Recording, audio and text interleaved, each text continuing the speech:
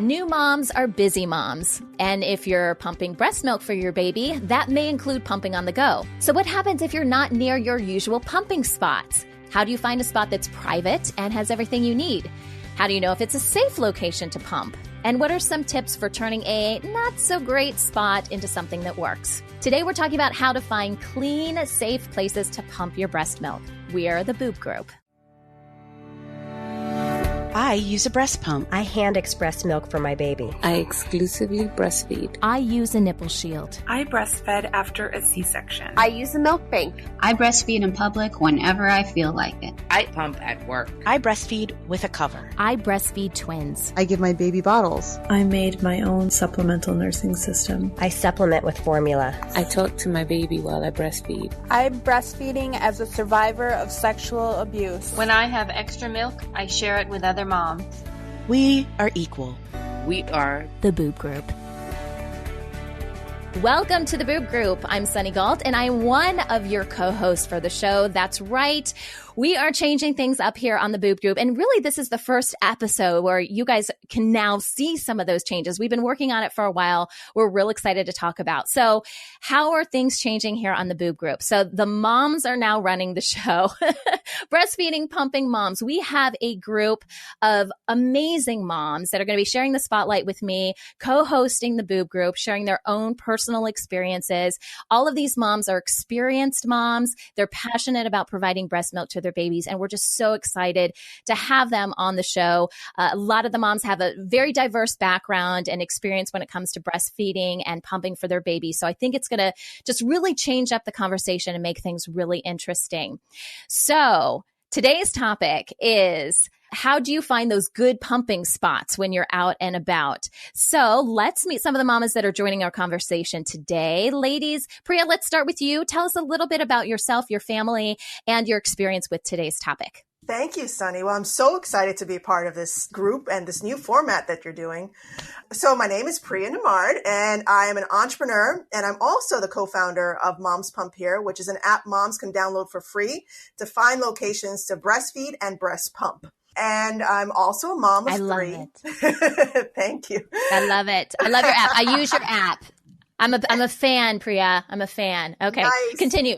Nice. Oh, I want a review. I know. So I have three kids. My oldest, it's been a while since I've pumped and breastfed, but the urgency of my app came about because of my business partner, but I'll get into that later. But I have three kids. My oldest is 13. My middle is 11 and my youngest is 8. And my youngest, I actually breastfed for 3 years until my sister was like, you got to get off. I couldn't let go. So with each of them, I have very unique stories about, breastfeeding and breast pumping. And I can't wait to share them with everybody. Awesome. Thanks so much. And Nayeli, hello, Nayeli. Tell us a little bit about you, your family, and your experience. Hi. So my name is Nayeli Gomez, and I am a mom. I'm the mom of Eileen, and she is 21 months, and she's still being breastfed. So I started pumping right after she was born, because she ended up at the NICU for 10 days following birth. So I had to start pumping, and I wasn't prepared to start doing it soon, even though I anticipated to do it because I knew I was going to go back to work. So I started pumping, and it became very easy for me. I had a lot of support. The nurses explained to me how to. So I started, because I started right after birth, I just kept doing it so I could store milk. So when I went back to work, so I was mainly doing it at home. And then at work, my little spot, I did not have a desk job. So it's not like I could do it in my office, and we had to work around things there. And yes, so I actually had to rotate in a couple of places until I settled for the best place in my work, in the building where I worked. Okay. And I have to give you a lot of props, because moms that go through the NICU, I mean, you're kind of forced into having to pump, even though that may not have been your original plan. And so I think I have to give you a lot of props because it can totally throw stuff off. And I'm so glad to hear that you were able to make that transition and then continue to breastfeed your baby. Sounds like that was important to you as well. And so I love hearing that. And, I think it's really valuable, your experience. So awesome. Okay. So I'll tell you guys a little bit about myself. So I'm Sunny Gault, and I am the owner of New Mommy Media, which produces this show. We've got a few other podcasts that are geared towards new and expecting parents that we do. I am a breastfeeding mom myself, and I've breastfed 4 kids and pumped for 4 kids. And my oldest is 5. And then my middle guy is 3. And then I have identical twin girls who are, I always get this wrong, you guys, because after they hit the 2-year mark, the months thing, I just totally mess it up. So I'm just going to say I think it's 27 months, but again, I always get it wrong. And my twins really are my success story in my mind because I kind of had some trial and error with my boys and what worked and what didn't work for me as far as breastfeeding is concerned. But I did pump for my babies at first because they came out and they were 35 weekers, didn't need the NICU, but they were right on the border of needing the NICU and not needing the NICU. So they didn't need it, but they were still a little too small to latch properly. And so I was pretty much an exclusive pumper for the first 2 months. And that was interesting in itself. And I can, later on certainly share my experience with that. So that's my experience with pumping. So ladies, thanks so much for being here with us today.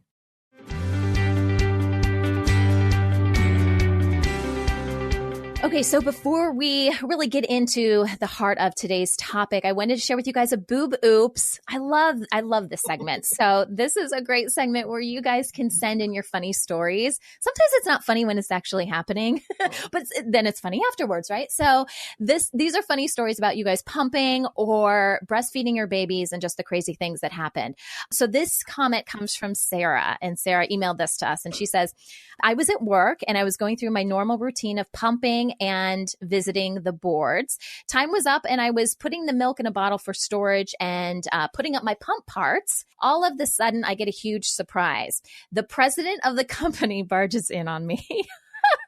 I have a big, colorful sign that says, do not disturb on it. But guess what? That didn't stop him. Luckily, he didn't see anything because I was finished. He asked me, why is your door shut?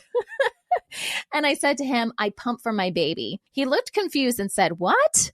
So I pointed with both hands to both of my breasts and said, I pump milk for my baby. His face and bald head turned so red. I don't think he knew what to say or do because he was so embarrassed. He just turned around and shut the door, and he has never barged in on me again. All I could do was laugh. Wow. So I know, yeah. So Nayeli, I know you talked about pumping at work. You didn't have an office environment, but any funny situations at work when you had to pump? Anyone walk in on you? You know what? It happened, but it wasn't as bad. As dramatic. Yes. But I think the funniest one was when I was moving from place to place. So I had to move throughout the building from where my work area was and where I was pumping. So I would transport my full bottles of milk in a cooler bag, and that looked like a lunch bag, right? So right. I am walking through the hallway, and then all of a sudden a coworker from another department, he is walking right behind me. He's like, ooh, Nayeli, what do you have in there? Some snacks you would like to share?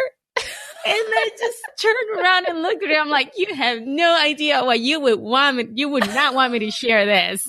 Hey, it's very nutritious, though. It's full of a lot of antibodies. I don't know if he was sick. Maybe that would help. That's awesome. Yeah, people don't know what they're getting into. Carefully label your stuff at work if you're pumping at work, because someone may think that's a little special creamer you've got there. And man, that's good stuff. All right. So thanks so much, Sarah, for sending this in. If you guys have a funny boob oops, we would love to hear it. You can email us. And then also through our website, you can actually send us a voicemail. It's the coolest thing ever. You don't even have to pick up a phone anymore, you guys. All you have to do is click a little button. It will use the mic from your computer, and you can send us a voicemail that way.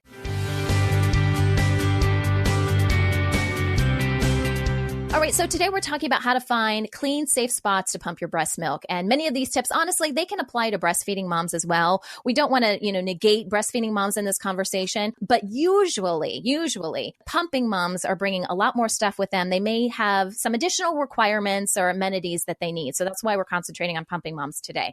So first, I wanted to just kind of paint the picture. Maybe for some of you who are planning to pump but aren't actually pumping yet, what pumping moms actually usually bring with them, when they are pumping. So ladies, Priya, let's start with you. What did you usually take with you when you went to pump? Well, my most valuable items were my breast pads and a clean shirt. Because yes. Can you just imagine traveling? So, you're pumping, you're doing your thing, and you have to go back and forth. You're traveling to work, or you might be going to an event or something. But I constantly had to deal with leaking. Like, my engorged breasts were constantly leaking, and I had to make sure I had ample pads on me and a clean shirt. And I was in so many situations where I was just leaking, and you could see like a little mark underneath, and it was just so embarrassing. So that was my, and wipes. Wipes are the answer to everything for a mom. You could use them for anything at all.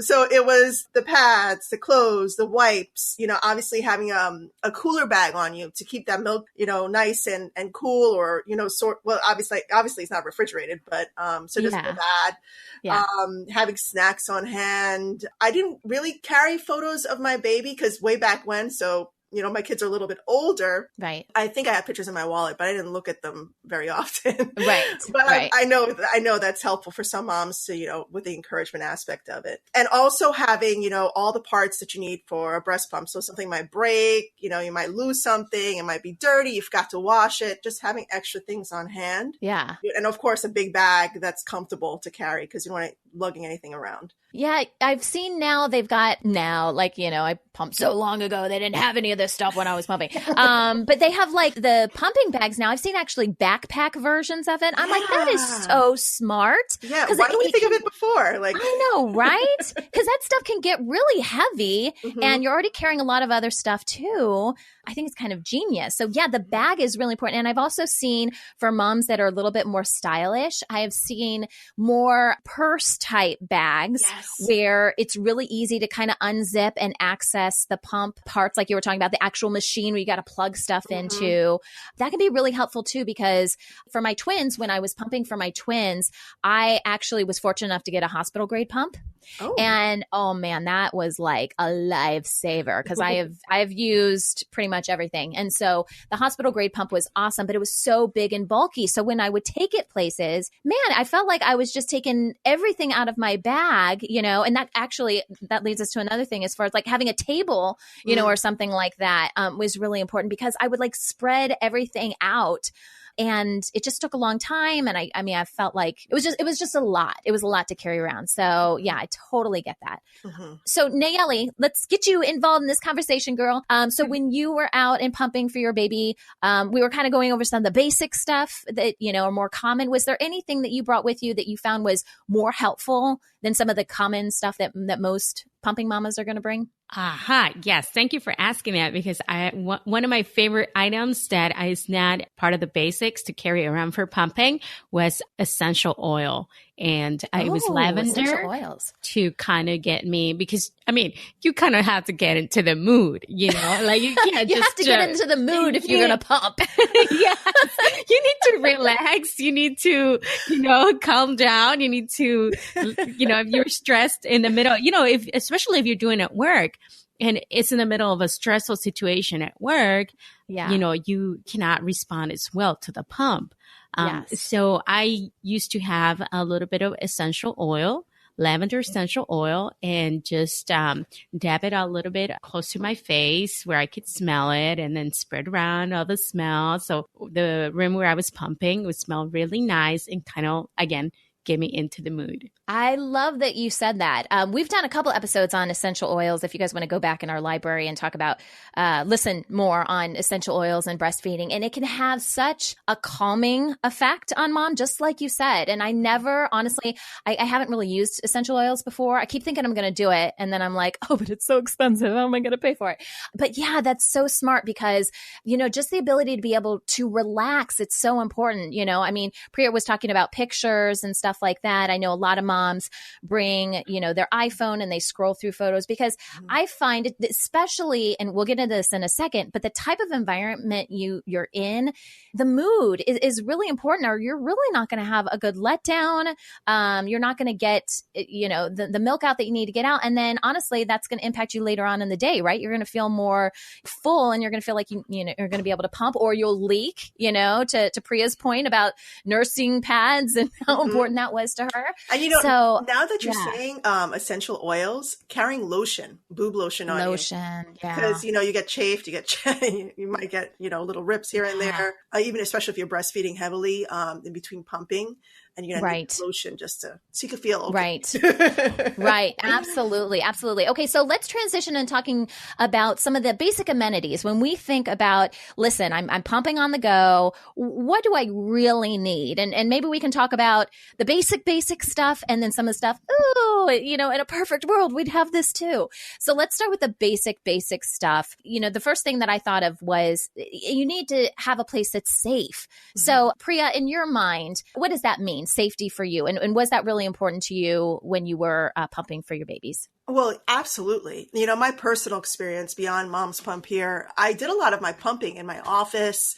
Sometimes I had to pump in my car, and that's kind of awkward because people are looking at you. You don't have tinted windows. Obviously, people are going to be looking, and you don't want to be pumping while you're driving either because that's a safety hazard. But even being in a clean, safe spot where it's private, you can close the door. There are no strangers staring at you or walking in, people you don't know. You don't want any of those situations. And talking directly about the app, we vet all of our locations that are submitted by moms to make sure that they're going to places that are commercial locations. Number one, and they have everything that they say that they have. So we'll contact them, we'll call them, we'll look on the internet, we'll look on forums, we'll even do the Google Maps, which is actually my first step. I look on Google Maps to make sure it's a commercial location.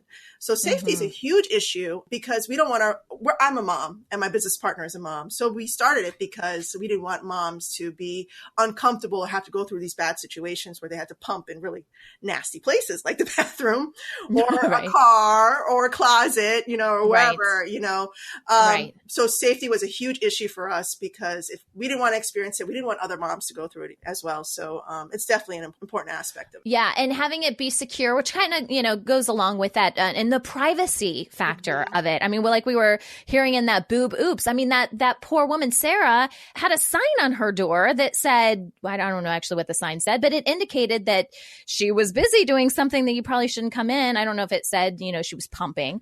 And then her boss still barged in. So kind of like, it's been a while since I've been in the corporate world. I don't know if a lot of office doors have like locks on them or if that's a no-no nowadays. But yeah, privacy is really important. So Nayeli, I kind of asked you this a little bit earlier, but because you didn't have your own office, how did you work that with privacy and trying to, just kind of keep things as private as you felt comfortable with? Yeah. So it was hard at first. And like I said, the very first day that I had to pump, I did it at a conference room that was not used at the moment. And that was supposed to be my area for pumping.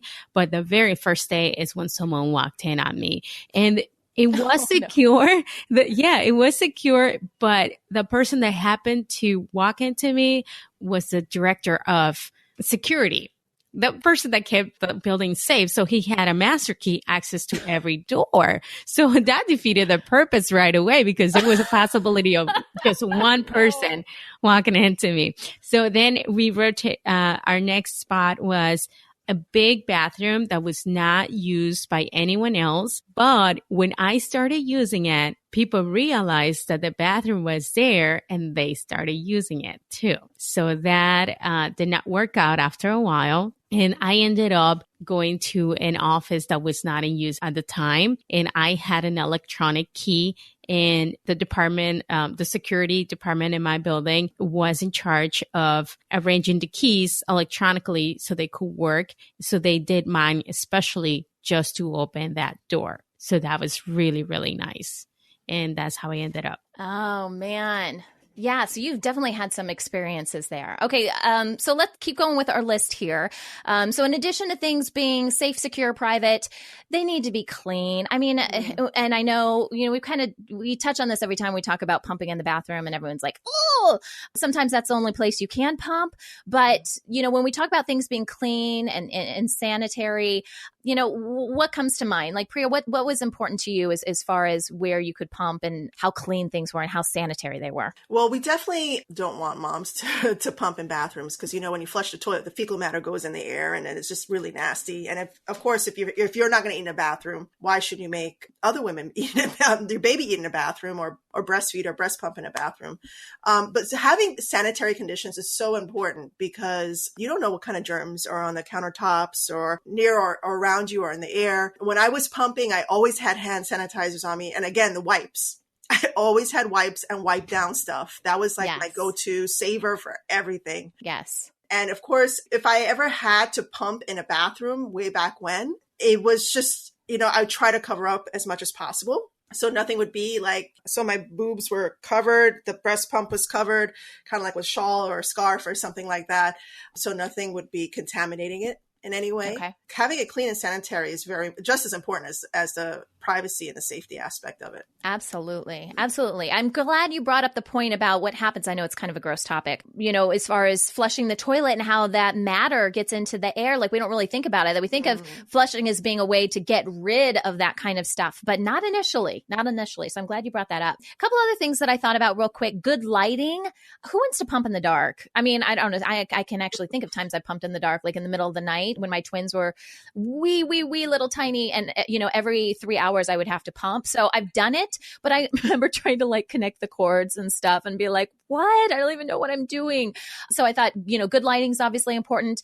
To be comfortable is really important. Not always possible, but it would be really nice if there were a comfortable chair, or we talked a little bit earlier about there being a little table or something for you to, lay stuff out on, just so you can see what you're doing and be as efficient as possible. Because if it's really difficult for you to get everything out, think of how much extra time you're going to spend doing it. So it's really to your benefit. And if you're at work, your employer's benefit to make this as easy as possible so you can be, in and out as quickly as possible. For it to be quiet. And I think this goes back to our mood, right? Our zen, the zenness of needing to pump and just picture your baby or whatever it is that really helps you with that letdown. And then the last thing I was thinking about is the access to electricity and water. So pumps usually have a battery pack or whatever. I will tell you, with my hospital pump, I didn't even try to do the battery version. It took up so much power that I was just like, find me an outlet.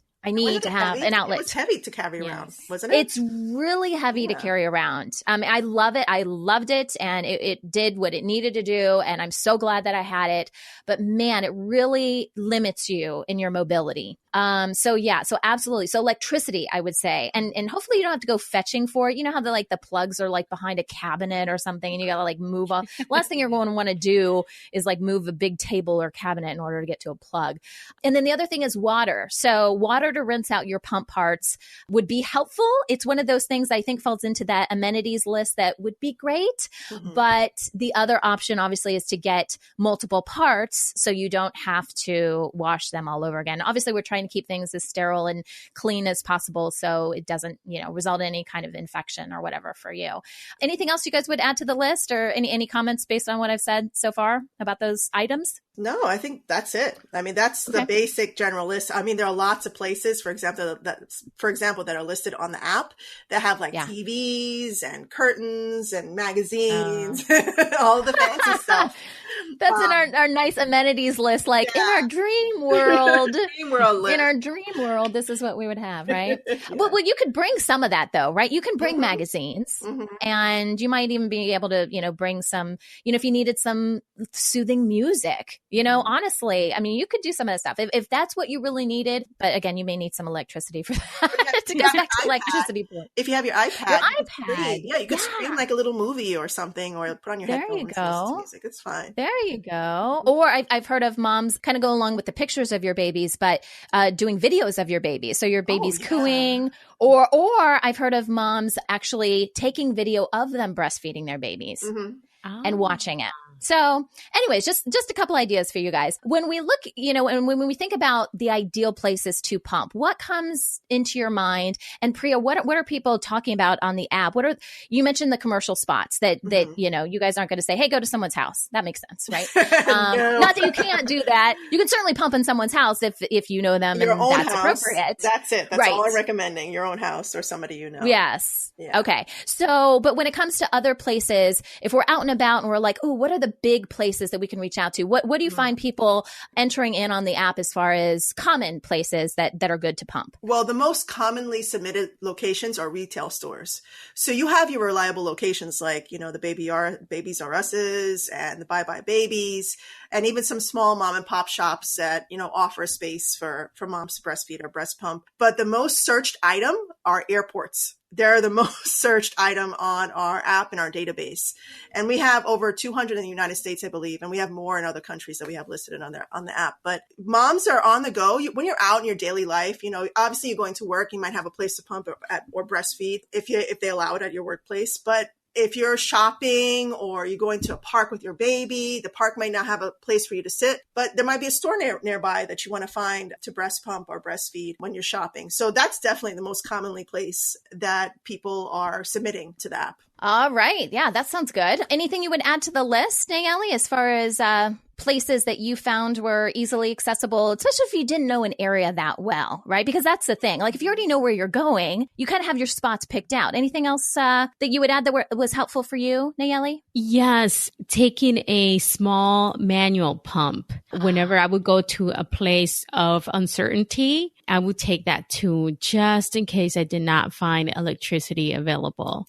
And just to at least to relieve myself. Right. That is really smart. And I'm so glad you mentioned that because I've used a manual pump. So after I kind of had two opposite experiences with my twin. So I started with the hospital grade pump, which was really needed when I was EPing. And then after that, I went to tandem breastfeeding my twins. But there were times that I really needed to be able to pump. And my hospital grade pump was rented. I didn't own that. Those things are expensive, by the way. Oh, yeah. So I didn't own it. And so it was more about I needed to find another breast pump. And I just missed the cutoff for the Affordable Care Act. My babies were born in November and it didn't kick in until January or something like that. So I missed the cutoff with my medical care provider in getting a breast pump that was covered. But when I talked to the lactation consultant, she said that, well, what about a manual pump? She's like, I can get you a manual pump. I just can't get you an electric one. And I'm like, a manual pump? What the heck? I'm doing this for twins. You think I'm just going to pump with a manual pump? I will tell you that it was the absolute best thing for me because I didn't have to pump all the time. I think if you needed to pump all the time, it wouldn't work. Mm-hmm. But for me, I was trying to pump extra milk. So if I needed to go out, I didn't need to have tons in my freezer. I just needed to know that I could be away from my babies for more than 3 hours and it would be okay. Mm-hmm. So what I was trying to do is almost a middle of the night pumping or right before I went to bed pumping session. So I would just sit down and watch some TV or do something relaxing. And, obviously, unless you've got two manual pumps, you got to do one side and then do the other. But it worked perfectly for me. So Nayeli, I'm so glad you mentioned that because I think manual pumps get a bad rap. In fact, we should probably do an episode just on manual pumps. Yeah. Because they're interesting stories. I know. Well, but because I know. Yeah. See, and it worked for you. So anyways, okay. So let's go ahead. Let's take a quick break. When we come back, we're going to continue our discussion with a look at some of the not so great places moms sometimes have to pump. And we're also going to have some tips for you to help make the most out of any situation. So we'll be right back.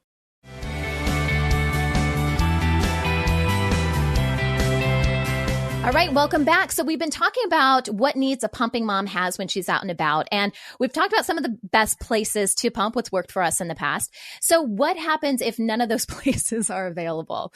This could happen a lot if you're brand new to an area, or, you've just moved, or the place they usually pump is no longer available for whatever reason. You get a brand new job, whatever. And so let's talk about some of these not so pleasant places. I know it's been mentioned here and there. We have to point out the elephant in the room, ladies, which is the bathroom. We've talked about this a little bit. Who has actually pumped in a bathroom? Nayeli, I think you said you did that first day, right? I did that. Yes. That was my second spot to pump. There wasn't a lot of traffic in that bathroom. It was in an isolated area. But as I mentioned before, once people saw me in and out and they figured there was a bathroom that was big and comfortable and away from everyone else, they started using that bathroom. So that's when I said, no, I'm not going to use that bathroom anymore. Man. I know. How inconvenient. Oh, bummer. And bathrooms usually do have plugs. I mean, that's kind of, probably not in a stall, but who really wants to pump right there in a stall, right? I mean, I guess if it had an area, some bathrooms do, depending on how big your place of business is, where it's more like a loungy area. I mean, that would almost be the best place to do it. The problem is those are usually right when you walk through the door, right? If you do have those loungy areas. And then anyone passing by can see. So I don't know, maybe, if you're sensitive to that kind of stuff, I don't know if you really want your colleagues to kind of see you or whoever, if you're in a shopping mall or whatever, someone passing by. So maybe wearing a breastfeeding cover, something like that might be helpful just to kind of stay more private if that's something that you really need when you're pumping. Bathrooms, not so fun for the obvious reasons. Cars. Priya, did you ever have to pump in a car? Oh, yeah. Multiple times. Tell me, Mama. Tell me about your pumping in your car experience. First, I have to say my memory's a little shot. 3 kids later, 14 years later. Right. But the emotions are there. You never forget how you feel when you have to sit in a car, parked car, whip it out and do your pumping. And then especially if you're going to a meeting, and then you have to make sure you're cleaned up, nothing's spilled, everything's like safely put away afterwards. Do you leave it in the car? Do you drag it with you? Is it hot outside? Is it refrigerated if it's freezing? There's all these things that are going through your mind. Is somebody staring at me? You have to like duck down a little bit from the window so nobody's staring at you pumping in the car. And of course, back then, there are all these great innovative gadgets and apparel, like clothing the mom can use now to cover up their pumping parts. But back then they didn't have that. Right. So you just had to slip it in underneath your shirt and pump and stuff. Right. It was so uncomfortable. And then you're worrying about people looking at you. So, man, that's why we created our app. So moms don't have to do that. They don't have to pump in a car. Exactly. Yeah. And it really wouldn't work. Actually, nowadays, maybe some cars have an electrical source, but like, in my hospital grade pump situation, I just got a new car, and I don't think that unless I got some sort of adapter or something, I still don't think, I don't have a regular plug outlet in my car, so unless it was some sort of converter, like we have those for our cell phones and stuff, how it can still charge it, that would be obviously an issue. You mentioned clothing. I'm so glad you did, because there's tons of great clothing out there now that can hide whatever you're sensitive about. I know some women, it's lifting up their shirt and seeing like the side shot of your side and your back, or, it's, pulling it down from the top and you want to be discreet with that. Yeah, it's really tough to kind of cover up in a car. Did you ever try to, like, you've got those, shades and stuff. Did you ever try to do anything like that? Or was it more just kind of covering up you as opposed to like making the whole car? It was mainly just ducking. I did a lot of ducking. Or like you put the chair back, you put it all the way back. Like, why is she sleeping in that car? She was like really she's a mom. She's tired. She's taking a nap. Sometimes it's okay that they think that, sometimes it's not a big deal, right? Yeah. Okay. So another thing I had on the list. So we talked about bathrooms and cars, closets. What I was thinking about with this is more of a working environment where they don't have, a fully fledged like office area or whatever. You can't do it in your own office or you share an office. And it's more, I've heard stories of moms having to pump in kind of work related closets. Mm-hmm. And my first thought there is it kind of goes back to my point of, where's the outlet? Inevitably, it's going to be behind something that's big and heavy that you're going to have to move. Or the lighting. Closets sometimes aren't lit that well, which doesn't make a lot of sense because closets store stuff and you need to be able to see what's being stored. But a lot of times they're not lit that well. Or again, you've got the whole issue of people coming in. They're coming in to get some pencils and there you are with like this machine attached to you. Any other spots that you guys can think of that not so great that you've heard about? Priya, any mentions on the app? Yeah, so there was one spot that we actually vetted and it's live on the app. It's a Schumann Juvenile Detention Center in Pittsburgh, Pennsylvania.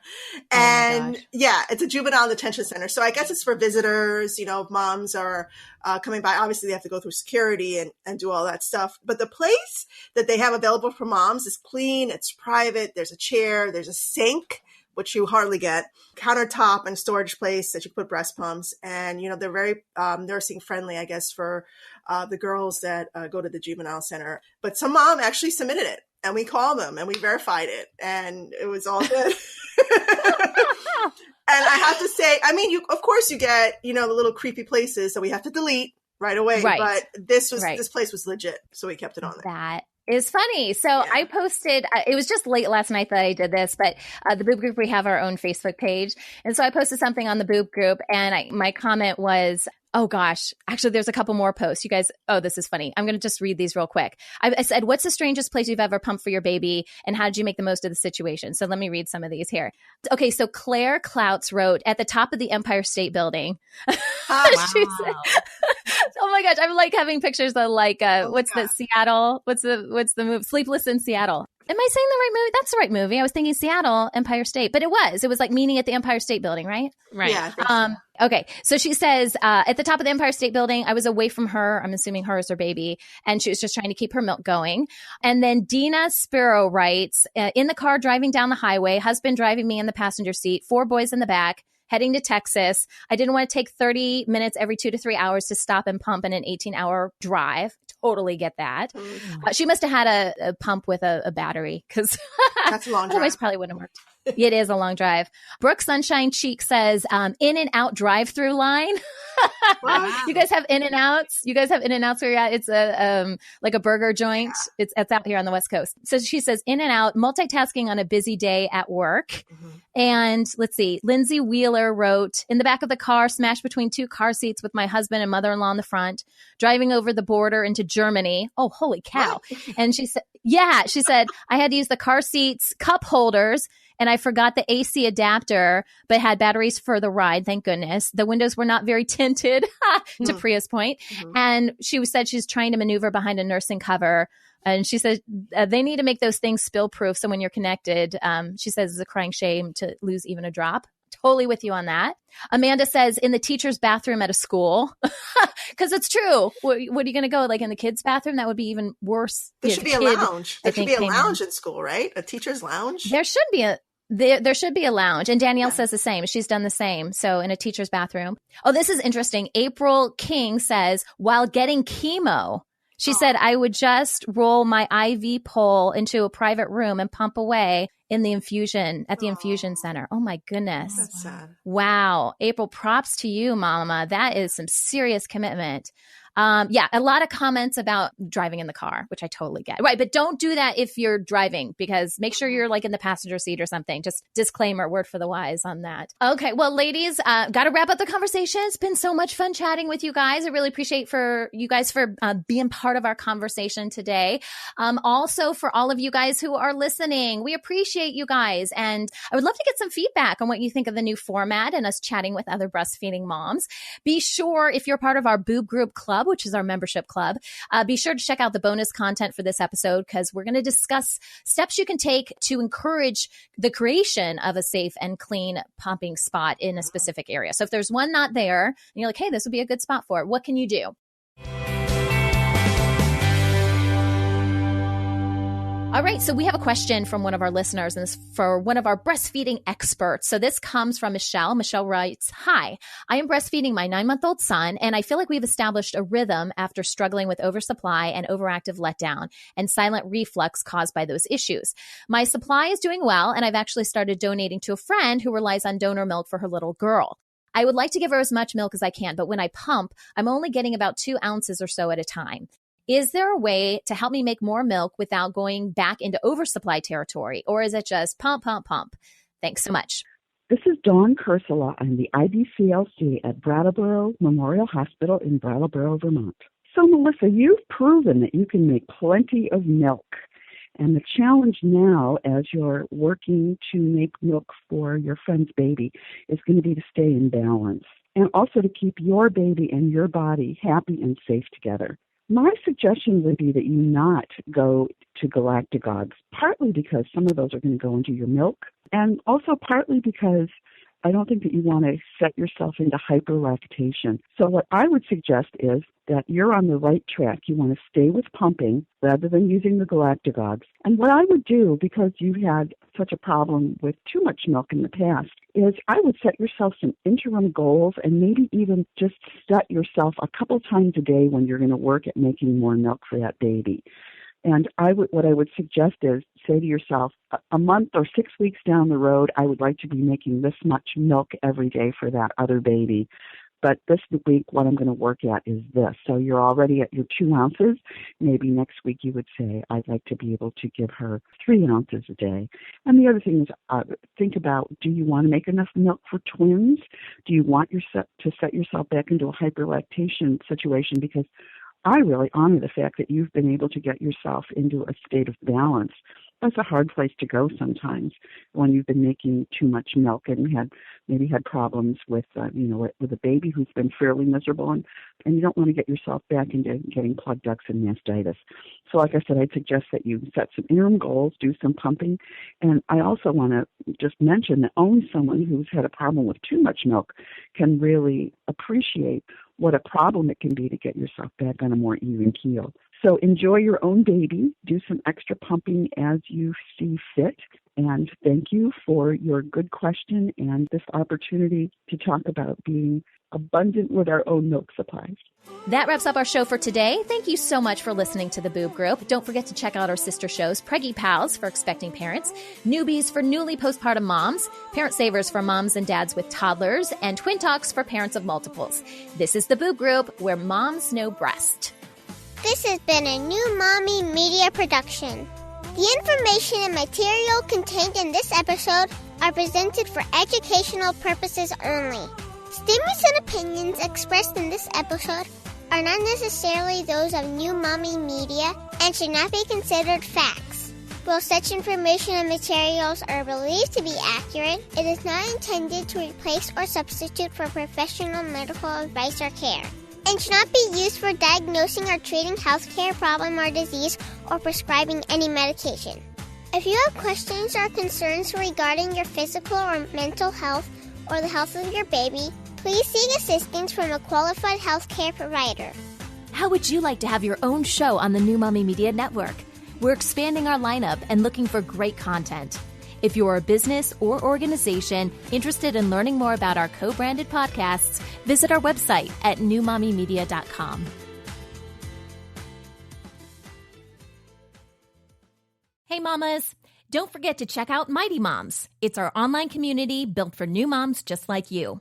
Not only can you connect with other moms, but you can also join us backstage for special mom-only online events. And you'll also be notified when we're recording so you can join us as a special guest.